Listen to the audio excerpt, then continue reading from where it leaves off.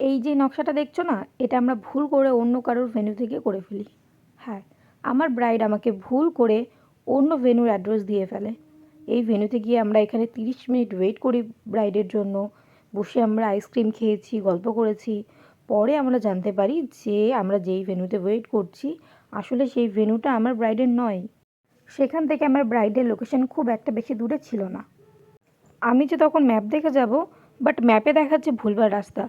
আমাকে প্রতিবার একটা রাস্তার মুখের সামনে এসে দাঁড় করিয়ে দিচ্ছে। আমার ফোনে নেই চার্জ, তখন আমি কি করব? তখন আমি রাস্তায় সবার কাছে শুনে আমি আমার ব্রাইডের লোকেশনে গিয়ে পৌঁছাই।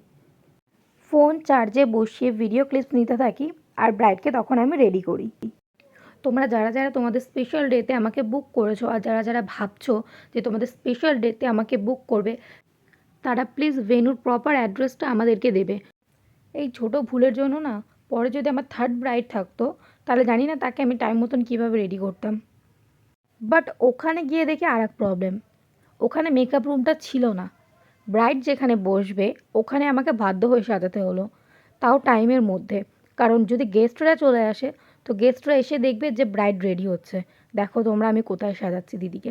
আর দিদিটা ভীষণই ভালো ছিল, ভীষণই মিষ্টি লাগছিলো দিদিকে। তোমরাও জানাও যে দিদিকে কেমন লাগছে। দিদি তো ভীষণই স্যাটিসফাই ছিল। আবার কোনো নিউ এক্সপিরিয়েন্সের ঘটনা শেয়ার করবো তোমাদের সাথে। চলো টাটা।